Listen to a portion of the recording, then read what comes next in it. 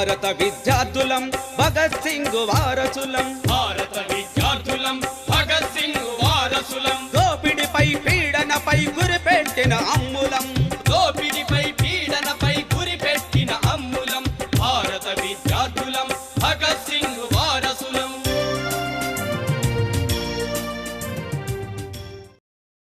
మిత్రులారా, సెప్టెంబర్ 28 భగత్ సింగ్ జయంతి సందర్భంగా భగత్ సింగ్ 90 ఏళ్ల క్రితం కులం గురించి ఏం చెప్పారు అనేదాన్ని ఈ వీడియోలో మాట్లాడుకుందాం.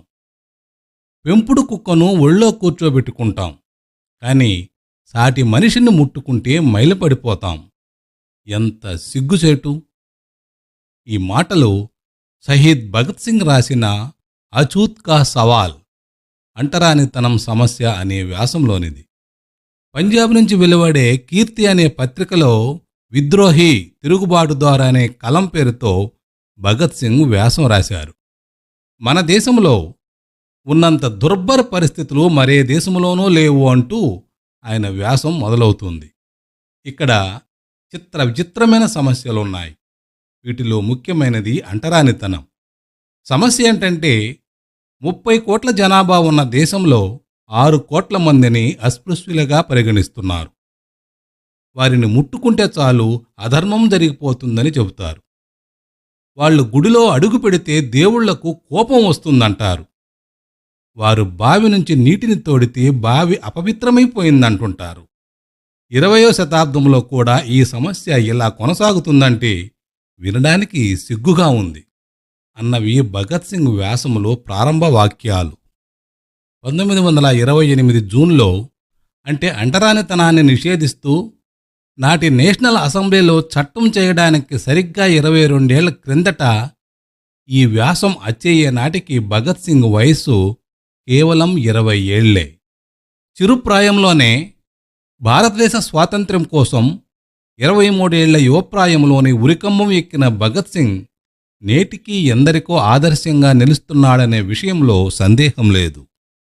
చరిత్రకారులు ఆయనను Socrates, zone of arc, Che Guevara వంటి ప్రపంచ ప్రసిద్ధిగాంచిన విప్లవకారుల సరసన లెక్కిస్తారు.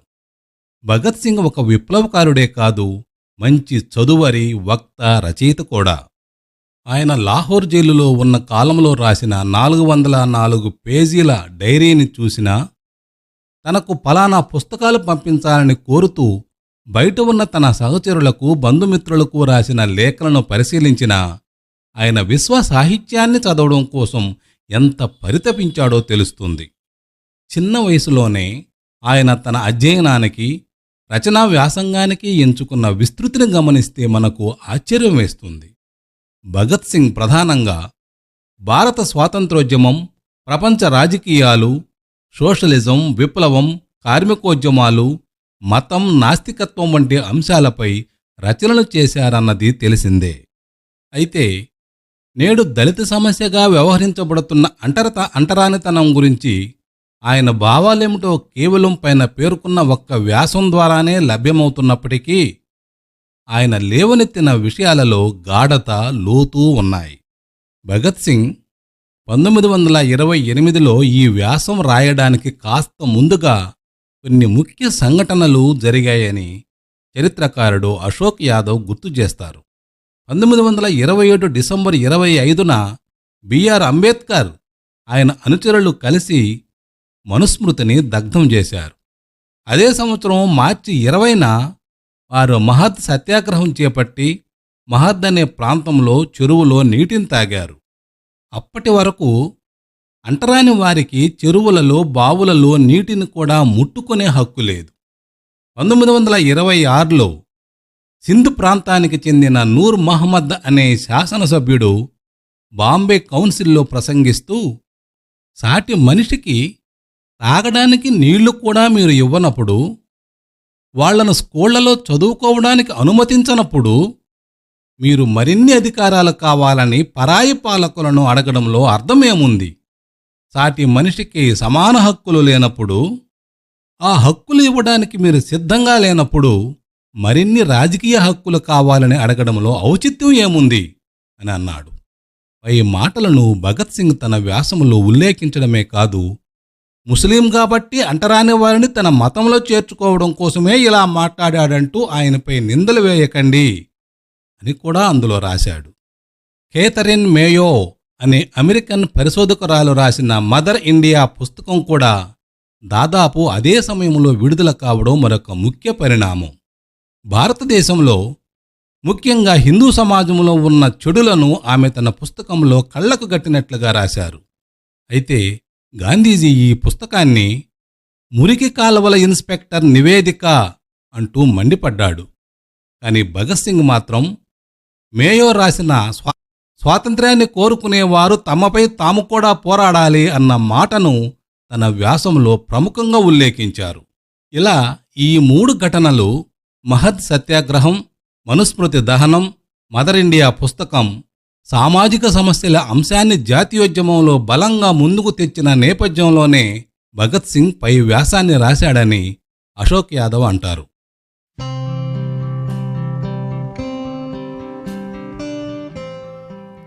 మనుషుల్ని మనుషుల్లా చూడకపోతే మతం మారారా? మత మార్పిడుల గురించి ఇటీవల దశాబ్దాలలోనూ చాలా చర్చనే జరుగుతోంది. అయితే అంటరానితనం, దళితులు తాము ఎదుర్కొంటున్న అవమానాల నుంచి తప్పించుకోవడానికి ఇతర మతాల్లో చేరాలని భావిస్తుంటే అందులో తప్పేంటని భగత్ సింగ్ తన వ్యాసంలో ఆనాడే ప్రశ్నించారు. మీరిలా సాటి మనుషులనే పశువుల కన్నా హీనంగా చూస్తుంటే వాళ్ళు ఇతర మతాల్లోకి వెళ్లాలని భావించడంలో తప్పేముంది? తమకు ఎక్కువ హక్కులు లభిస్తాయని, తమతో సాటి మనుషుల్లా ప్రవర్తిస్తారని నమ్మకం ఉన్న ఇతర మతాల్లోకి వెళ్ళిపోతారు.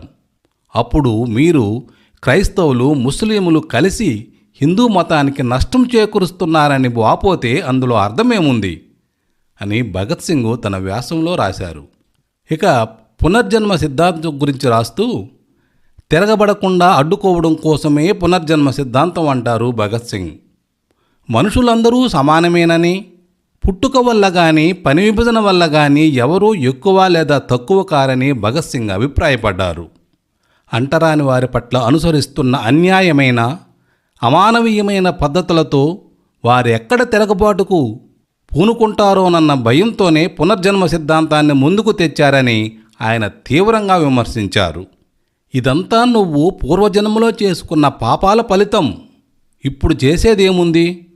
నోరు మూసుకొని ఇదంతా అనుభవించు అంటూ వారికి ఓపిక పట్టాలని ఉపదేశాలు చేసి చాలా కాలం పాటు వారిని నోరెత్తకుండా చేశారు.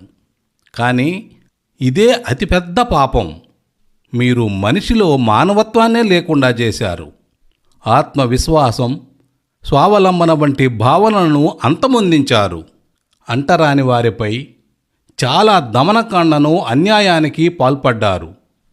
ఇప్పుడు వాటన్నింటికీ గాను ప్రాయశ్చిత్తం చేసుకోవాల్సిన తరుణం ఆసన్నమైంది అని భగత్ సింగ్ రాశారు. మలాన్ని శుభ్రం చేసినంత మాత్రాన మనుషులు అంటరాని వాళ్ళు ఎట్లా అవుతారని భగత్ సింగ్ తన వ్యాసంలో ప్రశ్నిస్తారు. తల్లులు తమ పిల్లల మలాన్ని శుభ్రం చేయడానికి, పాకీ పని చేసే ఓ వ్యక్తి మలాన్ని శుభ్రం చేయడానికి తేడా ఏముంది అని ఆయన తన వ్యాసంలో వాదిస్తారు. ఇలా మనుషులను అంటరాని వారిగా చేసి దురాచారం వల్ల సమాజానికి అవసరమైన పనుల పట్ల మనుషుల్లో ఏవగింపు మొదలైందని, సమాజ పురోగమనానికి అడ్డంకి ఏర్పడిందని ఆయన అభిప్రాయపడ్డారు. మనం బట్టలు నేసేవాళ్ళని చేదరించుకున్నాం. ఈరోజు నేత పని చేసేవాళ్లను కూడా చాలా చోట్ల అంటరాని వారిగా చూస్తున్నారు. యూపీ వైపు డోలీలను మోసేవారిని కూడా అంటరాని వారిగానే చూస్తారు. దీంతో సమాజంలో గందరగోళ పరిస్థితులు ఏర్పడ్డాయి. సమాజం ముందుకు సాగకుండా అడ్డంకులు ఏర్పడ్డాయి అని ఆయన రాశారు. అంటరాని వారికి తమ సొంత ప్రజాప్రతినిధులు ఉండడం అవసరమని భగత్ సింగ్ తన వ్యాసంలో పేర్కొన్నారు. వాళ్ళు తమ హక్కుల కోసం గొంతెత్తాలి. అంటరాని వారిగా పిలువబడుతున్న ప్రజాసేవకులారా, సోదరులారా లేవండి అంటూ భగత్ సింగ్ అంటరాని వారికి పిలుపునిచ్చారు. గురు గోవింద్ సింగ్ సైన్యంలో అసలైన బలం అంటరాని వారిదేనని, ఛత్రపతి శివాజీ కూడా వారి బలంతోనే విజయాలు సాధించాడని భగత్ సింగ్ పేర్కొన్నారు. అసలైన కార్మిక వర్గం మీరే. సంఘటితం కండి. మీరు కోల్పోయేది ఏం లేదు. తెగిపోయేవి మీ బానిస సంకెళ్లే. ప్రస్తుత వ్యవస్థపై తిరుగుబాటు చేయండి. మెల్లమెల్లగా జరిగే సంస్కరణలతో ఒరిగేది ఏం లేదు. సామాజిక ఉద్యమం ద్వారా విప్లవం మొదలుపెట్టండి. రాజకీయ ఆర్థిక విప్లవాలకు నడుం బిగించండి. మీరే దేశానికి ప్రధాన ఆధారం. మీదే నిజమైన శక్తి. నిద్రపోతున్న పులులారా లేవండి, తిరుగుబాటు చేయండి అంటూ భగత్ సింగ్ ఈ వ్యాసాన్ని ముగిస్తారు.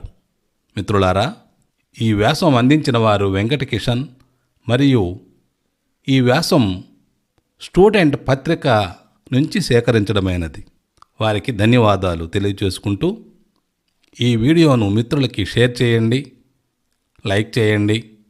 ఇలాంటి మరిన్ని వీడియోల కోసం ఛానల్ని సబ్స్క్రైబ్ చేసుకొని మీ వ్యాఖ్యానాల్ని తప్పక రాయగలరని ఆశిస్తున్నాను.